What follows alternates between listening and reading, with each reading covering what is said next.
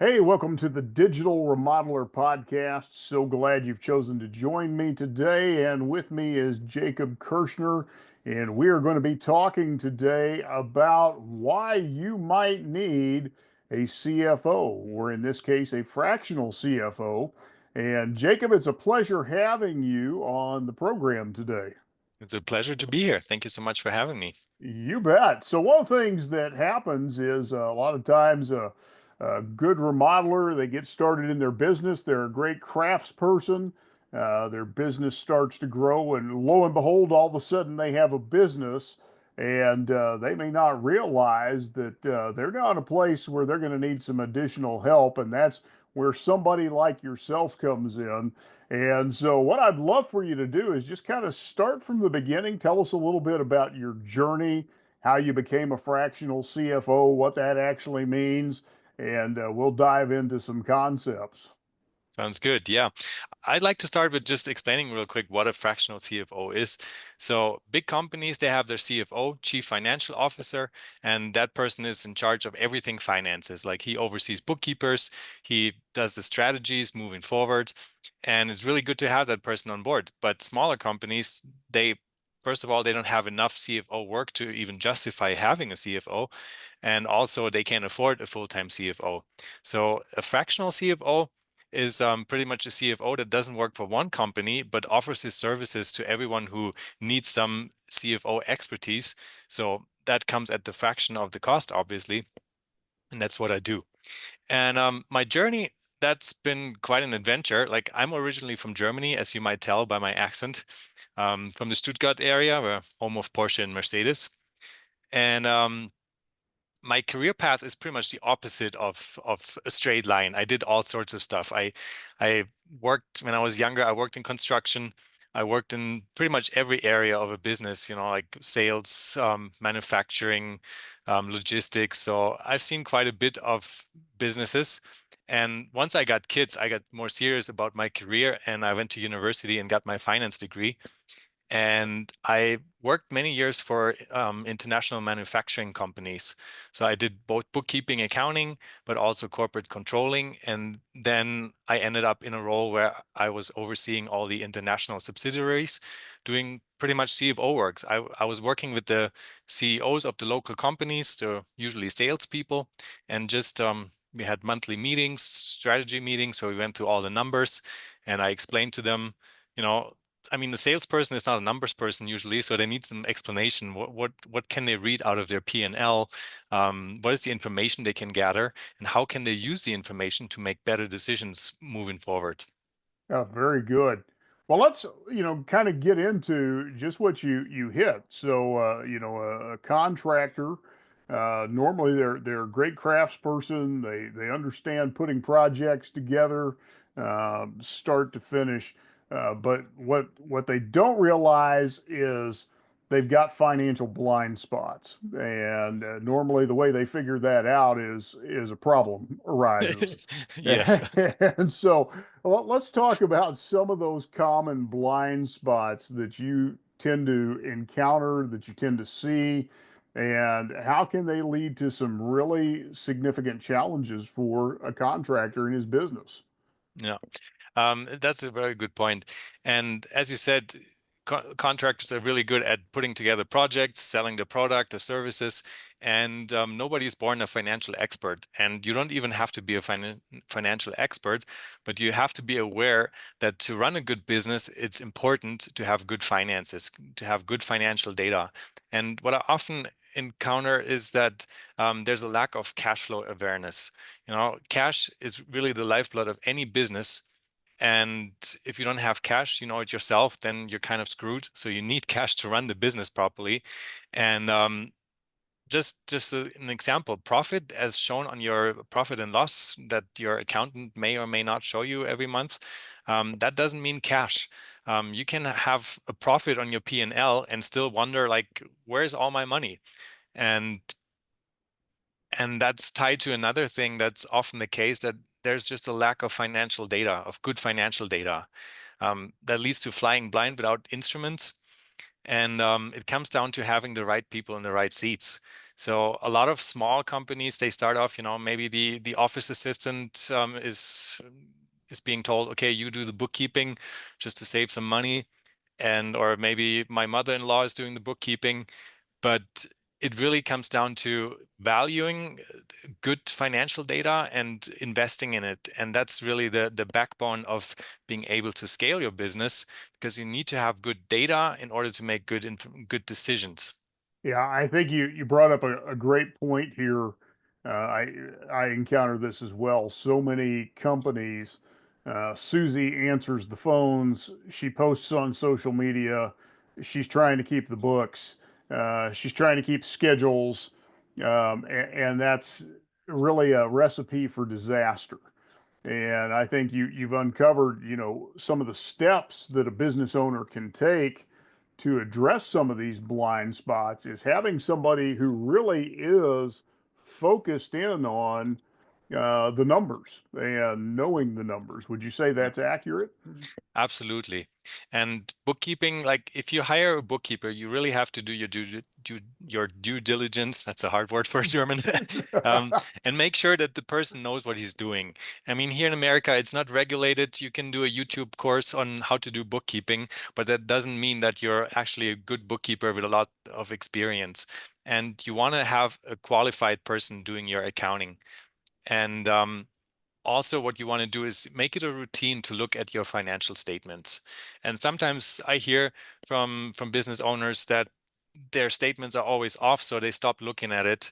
And I get it, that's frustrating, but it's not the right tactic to stop looking at the financial statements. The right tactic would be, what do I have to do to make sure that I have statements that I can trust, and who can teach me how to read those statements?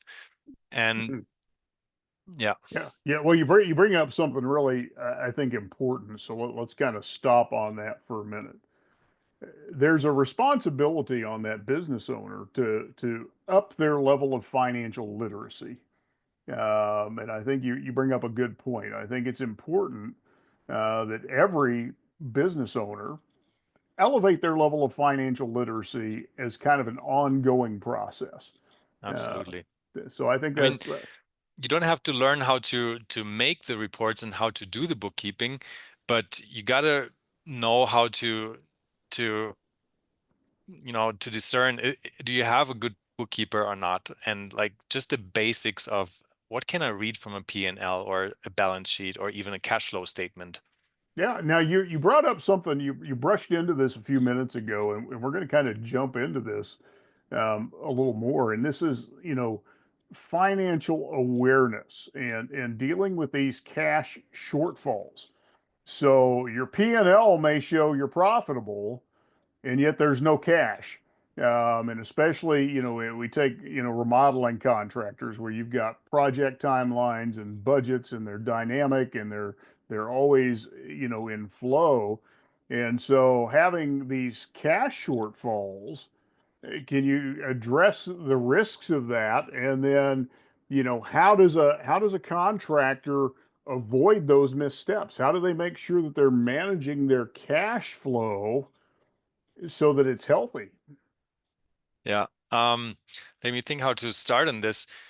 Um, mm, Yeah, cash flow, you need to monitor your cash flow. And as you said, like the what I said before, you have a profit but no cash. There's several reasons for that. For example, when you pay off debt, that doesn't show in your P&L. So you pay off debt with your profit, and you pay yourself with your profit. And when you buy inventory, that's also based off your profit. You don't see it in the P&L. So these are just some factors of how you can get to the situation where you think you make a profit because that's what your accountant told you, but you look at your bank account and you don't have any cash. And to avoid this, I highly recommend to have a cash flow forecast. And it's, at least for a finance guy, it's something really simple.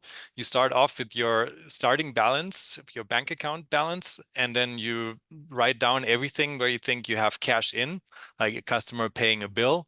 And then you write down everything where you have cash out. You pay your debt off, you pay your payroll, and you buy inventory, all that kind of stuff, and then you add it all together, and it shows you your balance going forward, like depending on how your forecast is set up. If it's daily, weekly, or monthly, then you know, okay, 6 months down the road, I expect my bank account to have that much money in it. And this is pretty much my favorite tool. You can use a cash flow forecast as a simulation. It's not a crystal ball that shows you what the future is going to be like, but you can make assumptions. For example, what happens if my revenue goes up by 10%? And what happens if I hire this project manager? Or even what happens if my revenue goes down 10%? And you have those different scenarios, and you see the effect of the scenario on your bank account, and then you can make preparations. So what happens if I hire that new person? And then there's a tax payment coming in May. Um, so when you use the forecast, and you can see, okay, maybe in May I need to secure a line of credit to make sure that I can pay all my obligations in time, and stuff like that. So I really think it's important to have this kind of forecast, because to a certain extent we all do it in our head. We know, okay, I have to pay my supplier tomorrow, otherwise I can't get more supplies. But there's really a limit to what you can juggle in the back of your head, and eventually you're going to drop balls. So I really encourage to have sort of written forecast that you can use to make sure I have enough cash at all times in my business. Yeah, I think that's a great advice. I see so many business owners that they know the P&L, they know the balance sheet, but they don't know that cash forecast, and so they're not taking into account debt service, and they're not taking into account salaries, and so there's not enough Hmm. money in the account. And so that brings up, this Yeah. point that, when we make those financial missteps and we don't end up paying vendors, or we don't end up paying our suppliers or our employees, then what does that do to the reputation of the business? Yeah, absolutely. I mean, if you get a reputation of not paying in time, then you might get in trouble with your supplier. You get the terms that you get are not as good as if you're reliable, then you might get better terms and longer payment terms. And also, if customers hear about your issues, then they might choose another contractor for doing their work that's just more has a better reputation. And you know what that means. I mean, then it just gets worse from there. Yeah, exactly. So, what are some practical ways for a business owner to make sure they have reliable data readily available to them? Yeah, I mean, we talked about this. Really, you have to have a good bookkeeper that knows what he's doing. And also, I think it would be what's really important to monthly reconcile your accounts. That's accounting speak for you check, is that what's in my bookkeeping the same as, for example, the bank account, the bank statement. And you can do that for every balance sheet account. And ideally, it should not be the same person as your bookkeeper, just for, safeguarding against fraud. So Mm. if you have an accountant who does the tax at the end of the year, and you have your in-house bookkeeper, then it might be a good idea to talk to your accountant and say, hey, could you do this reconciliation at the end of every month, just to make sure that everything has been properly done throughout the month. And yeah, that really helps to improve the data quality. Exactly. Now, let me ask you just an opinion. Do you feel like it's more advantageous to have an in-house bookkeeper or to outsource that? It really depends on how big you are, I would say. And I mean, if you're not as big, then you have this person in your office that does different things and might not be a professional bookkeeper, but just somebody who knows somehow what knows a little bit what to do, but he's not a professional. And when you outsource it to a company that does nothing but bookkeeping, then chances are that they are more knowledgeable than your person that you're jack of all trades, pretty much. Exactly. Okay, But good. the thing is, maybe add this thing: bookkeepers and accountants, they are trained to look in the rearview mirror. They record what happened already in the past, and they're usually not very good at telling you what to do with that financial data. And that's where people like me come in, where we just, take the numbers, go through it, and then do all the forecasting, um, and take get the right information out of those data so we can make good decisions moving forward. Great. Now this brings up an interesting point. So, when we're dealing with contractors, you have some that are still using pen and paper in a notepad, a notebook. You have others that are using Excel spreadsheets. You have some that are using QuickBooks. What's really the preferred thing for that CFO, for that accountant? What's really the best format to be keeping track of what's happening financially in your business? What's kind of the go-to, would you say? Yeah, I mean, we're in 2025, and I think we really should take advantage of technology. And if you're doing your bookkeeping with pen and paper or an Excel file, at least you're doing more than nothing. But it's really not on par with what options and we have in this time of our lives. And I really say you need to have a professional bookkeeping software. And QuickBooks Online is good, but depending on how big your operation is, there might be some other options, but QuickBooks Online is a good start. And you definitely want to do accrual accounting and not just cash accounting, because all the important information that you can take out of your accounting, that comes from accrual accounting and not cash. And I assume if you do like pen and paper or Excel file, most likely you just do the cash accounting. And that's similar to just looking into your bank account. Yes. Okay. Very good. And so let's dive into just the forecasting a little more as well. So as you're forecasting, how far out should you be forecasting? And how often should you be doing those forecasting reports? Yeah, I mean, it really depends on where you're at with your business. If you're really struggling and I'm not sure if you can make it through the week, then as a starting point, it would probably be good to have a daily forecast just to see, okay, am I tomorrow I have to pay this supplier and I really have to call that one customer to make sure that he's paying because I need the money to pay my supplier. Otherwise, I can't do the next job. So if you're in that situation, then you have to do it daily. And then if you're in a better position, then weekly is probably a good fit, just to see this week what's going to come up for payments and for income. But more long term, I think monthly is good.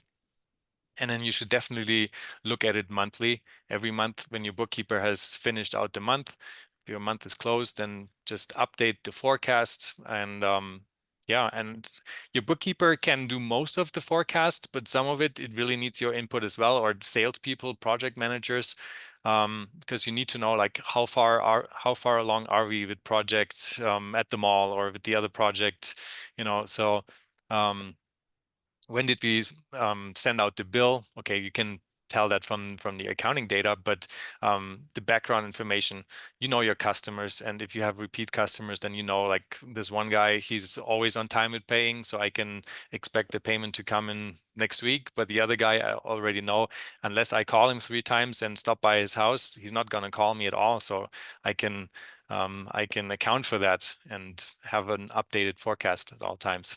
Very good. Now, you advocate for these regular financial check-ins. And so what does that process typically look like? So if you could kind of walk us through what a typical financial check-in would look like. Yeah, I mean, you're probably referring to what I do in my work. We have those CFO calls, what we call it, and ideally we have that monthly. And in that CFO call, we have the so-called CFO report. I go over the numbers of my clients, P&L, balance sheet, cash flow report, and I do analysis beforehand just to see, okay, where's the customer standing at? What are the important things, like maybe 2, 3 points that we need to put our finger on and where we have to improve? And that's a small part of the meeting. And then the bigger part is actually working on the forecast and just to see, okay, what's coming up, what situation, what has changed since our last call, and where do we need to make updates? Where's dangerous grounds ahead? if you see that based on our forecast, what our expectations are for the future, maybe 3 months down the road, we're gonna have a negative balance on your bank account. So then we talk and discuss like what can we do to change that situation and make sure that we're not going to be in a cash flow crunch. And yeah, and also we talk about goals. I'm a big fan of having goals and working with goals. And if you're a business owner, I mean, what I often see is like you have arbitrary goals, like I want to double revenue. And my question is, why do you want to double revenue? Um, and ideally, your business goals should come from your personal goals, because if you just run and run and run with your business and you end up burning out because you don't have a balanced lifestyle that doesn't tie into your personal goals, that's not good. Because if you want to double revenue, but at the same time you want to spend more time with your family because you feel bad about not being able to go to the ball game of your kid, then it doesn't go together. So I love to talk about personal goals and then see, okay, you want to go on vacation twice and spend more time with your kid. So what do we have to do in the business in order to achieve that personal goal? And then we can look at the business, and all of a sudden we discover maybe doubling revenue is not the goal, but maybe increasing profit by 50% is a much better goal. And then we can look at it differently, like what do we really have to do in order to reach both business and private goals. Excellent, excellent. Yeah, and so really you're moving from being reactionary to being proactive. Uh, Exactly. Yeah. so fantastic. So for a listener who might be feeling a little overwhelmed with managing their finances right now, what would you say are maybe the top three simple steps they could take today to start turning things around and getting better control over their finances? Yeah. I mean, first of all, you have to acknowledge that managing your finances is crucial for success. You can't ignore it. And if you're still in a stage of ignoring it, that's not good. I mean, I get it. We tend to do it when we're overwhelmed with something, that we try to ignore it, but you can't. You have to make sure this is something that my focus needs to be on. And the good thing is you don't have to become an expert. You just have to make sure you have experts sitting in the right seat. So I guess a first step would be to evaluate, okay, where's my accounting team, my bookkeeping team at? Do I need to maybe do that hard decision and tell my friend who's doing the bookkeeping and say, hey, I don't think you're the right person anymore. Like, it was good while we were still smaller, but we want to grow now, so we want to have more expertise here in this seat. And yeah, what else? And yeah, I think from my perspective, a really important thing is having that cash flow forecast. So if you don't have one, start doing one. And I know, like, it's not easy, and you probably want to get some help. And I mean, you can ask your bookkeeper, or you can ask people like me, fractional CFOs. That's what we're here for. But really get the help that you need to really have a great team. It's like football. It's not good enough to have a good quarterback. You need good people on all positions to have a good team. Exactly. So for somebody to put together just a basic cash flow forecast, they're just starting out. They're going to need, what are their recurring payments that are coming up, debt payments, um, income that they know is coming in. What other things would they need to put into that beginning basic cash flow statement just to get No. themselves started? I think to get started, a good point is to take your P&L and just kind of go line by line and think about, okay, what do I expect for revenue to come in, and what is my expenses for cost of goods sold, and just go line by line. And sometimes you have to make assumptions. A good starting point would be to take the average of the last 3 months, or look at the last 12 months, because some payments, they're not every month. So maybe software subscription is once a year, or insurance for your car is once a year or every quarter. So you kind of want to look back and see what was happening. And then, of course, you have a few things that are not in the P&L, like I mentioned before, debt payments. And really, the only way to find out is you go through your bank statements from the last couple of months just to see, okay, what debt payments do we have, credit card payments, when are they due? Then also the owner's draw, like what did I take out of the business? What will I take out in the future? That's an important part.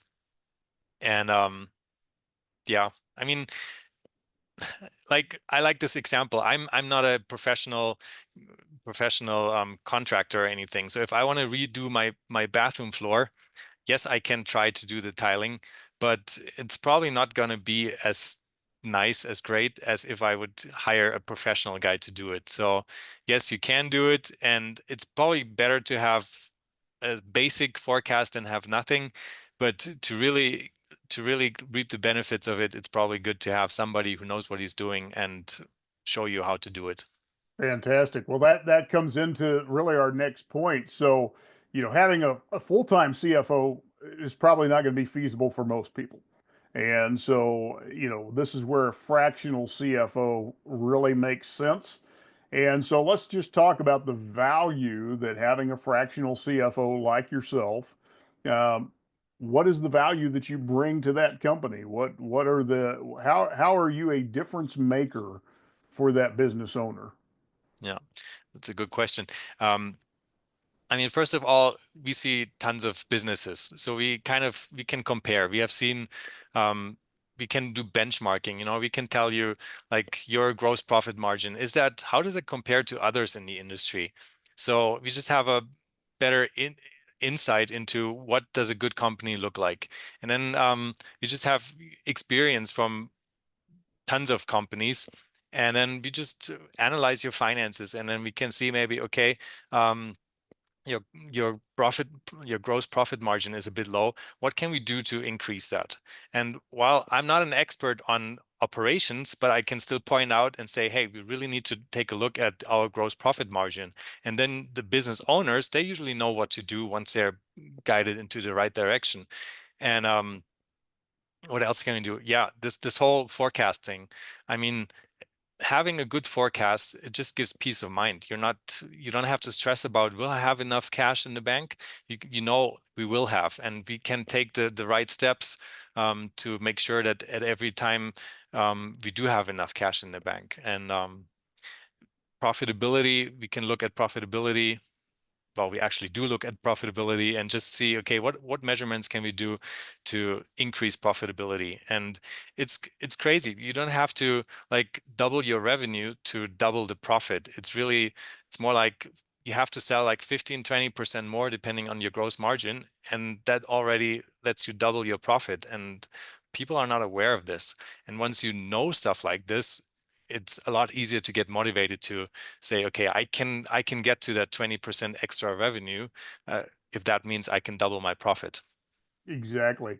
Yeah, and I think the other piece of value is, bringing in that fractional CFO. It's an objective set of eyes that is not buried in the day-to-day grind of your business, but it's somebody who can look objectively and see things that maybe you as the business owner can't.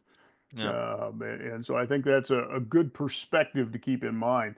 So let's kind of start to land the plane here. If there's one piece of advice that you could give our listeners about managing their finances effectively, what would that piece of advice be? It comes back to the same thing.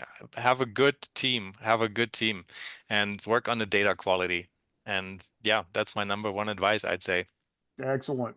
And then finally, for anybody that might want to work with you, learn more about you and your services, how can they connect with you and get in touch with you? I think the best way would be to go through my website. It's peakadvisory.us, and there's a contact form to get in touch with me. We would schedule a discovery call and then just take it from there. Fantastic. Well, Jacob, it's been great having you with us today. And thank you so much for sharing your knowledge and insights. And It to was our my pleasure. listeners, Thank you. yes, thank you for being with us on this episode of the Digital Remodeler Podcast.